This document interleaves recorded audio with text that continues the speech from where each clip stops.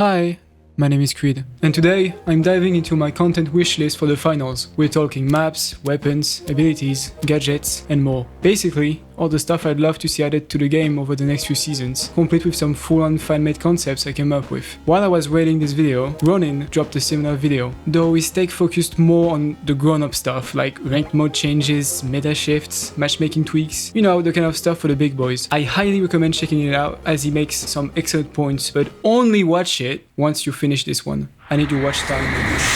As always, drop your own ideas in the comments. I read them all, and with how often Embark listens to the community feedback, who knows, they might stumble across this video and you comment. Starting off with a bang, I've come up with 3 more or less original specializations, one for each build. Now is a good time to remind you that I'm no game dev, this is just for fun. I try to think about balanced ideas that will fit in with the current playstyles of each build. Starting off with light, I wanted to have something based off movement and didn't want to drift too far from the current way to play. That's why I thought of a double jump, something with a very fast cooldown that you could spam often without making it impossible to play against. The second jump will boost you slightly higher and will give you a small speed boost, similar to Horizon passive in Apex Legends. So basically a sort of vertical dash. It's not necessarily super exciting on paper, but this kind of froggy kind of gameplay works in Team Fortress 2, for example, and it's fun, in my opinion. For medium, I wanted to push the support/utilitarian side of things. Medium is already a Swiss knife on his own, and I didn't want to give him a nuclear bomb launcher. So I thought of a sort of healing spike that you will slam into the ground that every 2 seconds will heal by chunks the players while standing next to it. To illustrate this, I've made a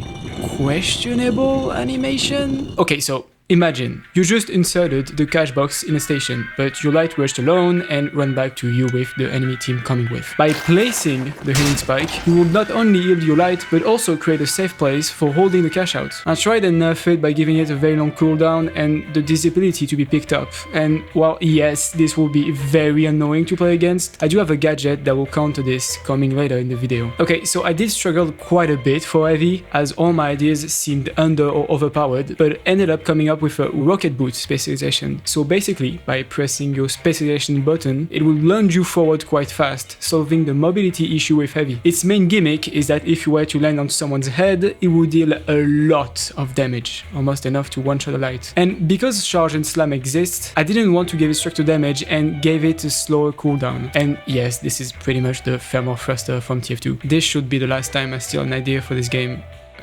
In this video at least. I also want to bring up this amazing concept by Kate1, I don't know if that's how you pronounce it, with his wall passage. I think it's an excellent idea and it will work very well with a lot of text that already exists in Light. I'll link his video in the description. Next up, I want to bring up weapons. I didn't want to just add guns that I thought were cool or I enjoyed playing in other games, as I don't think it is a good idea for the game to have 10 different automatic assault rifles that play the same. So I tried to come up with fresh ideas that will fill some roles or give alternatives to existing weapons. For light, I had the idea of a slingshot, which will basically be a bow but with a faster fire rate and less range. I imagine the slingshot will have a steep projectile drop, making it not great for long range, and a big headshot multiplier. I think it fits the current archetype of light and will be very fun to play with. I find it more original and in tune to the light build than a crossbow, which I would also love to see being implemented someday. And yes, while writing this video, I discovered that tactical slingshots are a thing.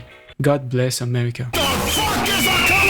Coming to medium, I have something a lot more gimmicky, but I think it will be very cool. So hear me out. A baby Deagle, so something that has less damage and range than the R57, but with a higher fire rate, only it can be fast drawn, just like in Modern Warfare 2, the reboot one, not the Mom, get the cat now. I think it was an amazing idea and I would love to see it on other games. Because some of you might be unfamiliar with the concept, I've made another questionable animation. So imagine you're healing heavy and he's shooting at someone or something, whatever they usually do, and you also need to shoot, but you can't really stop healing heavy because otherwise you will die. This is where the baby Deagle comes in. In an instant, you will be able to hip fire hits while holding your healing beam. This makes you a lot less static while healing and allows you to fight back. This mechanic could also be used with any gadgets, so throwing nades, placing jump pads. Not only will it be an excellent weapon for mediums who want to focus on the support side of things, this will also also give mediums a sick gimmick. Following for heavy, it's an idea that I had for a very long time and that other people seem to share, an anti-material rifle. There's a lot of IMRs out there and I'm not a gun nerd, so I just picked one I thought looked cool, but this would basically be the best range weapon for heavy, and for the unaware, an anti-material rifle is primarily used to, well, destroy material.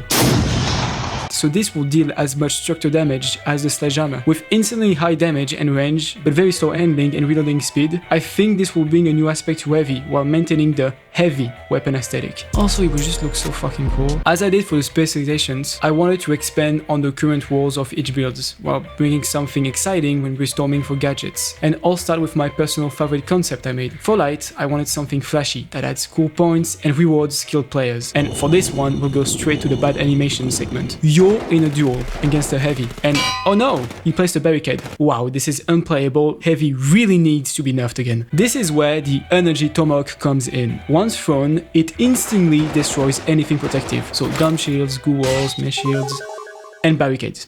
It wouldn't replace the glitch grenade as it wouldn't have any area damage and doesn't disable anyone's abilities. Now, because this is a Tomahawk, I wanted to add some swag points without making it a secondary weapon for light. The idea is that it will deal very little damage in the body, even less than melee, but if you were to hit the head, 230 damage. Almost enough to one-shot a medium. With how fast things are moving in the game, hitting a Tomahawk headshot will be hard enough to reward such damage, in my opinion, and its main purpose is still to breach through enemies' defense, but if played right, you might just get internet famous with TikTok edits. For medium, I still wanted to push the support side of the build, and with the addition of the healing canister, I think it's pretty safe to assume that a healing grenade could be easily implemented. It's something that people have been speculating for a while, and I do think it will be very cool to give more healing options to mediums. I also do think that my healing spike and the grenade will be too much, so pick your poison, Embark. I already like how the healing canister works right now. I think it's balanced enough. Let us put one in our pockets. And finally, for heavy, I noticed that it was the only class that didn't have any glitch gadget. So I thought of a glitch cannon, similar to the RPG, but it only applies a glitch effect to a very wide area. This will counter my nest or even my healing spike idea. I still gave it a small direct hit damage for cool points, even though it doesn't really need it. I think there's a place for this, and I don't know,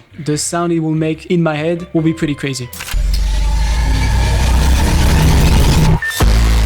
Now that we've covered the equipment, let's look at the bigger picture, the kind of world I imagine this concept will be living in. For the season themes, I went for the heavily themed ones, similar to how season 2 or 3 were, for example. My first idea was a cyberpunk season. We already have some cosmetics which could be considered cyberpunk, and given the context of the finals taking place in the 2100s, it wouldn't clash with anything. The cyberpunk aesthetic is not really overdone yet, and I think the general audience would really enjoy a whole season with a map, battle pass, and gadgets on this idea.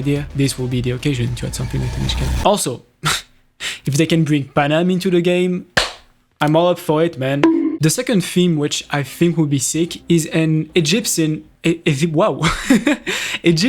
mythology themed season. While writing this video, I realized that the vast majority of my ideas were from Western European culture, so I wanted to spice things up a bit, pun intended. And while not familiar with it, I really like mythology as a whole and think it's an opportunity for the finals to open to African culture. We already have some aspects of Asian and Latino culture in the game, and more diversity is always good. Also, mythology is cool as hell in general. The last theme I had in mind, and I'm far from being alone to be wanting this, is a medieval season. I know, guys.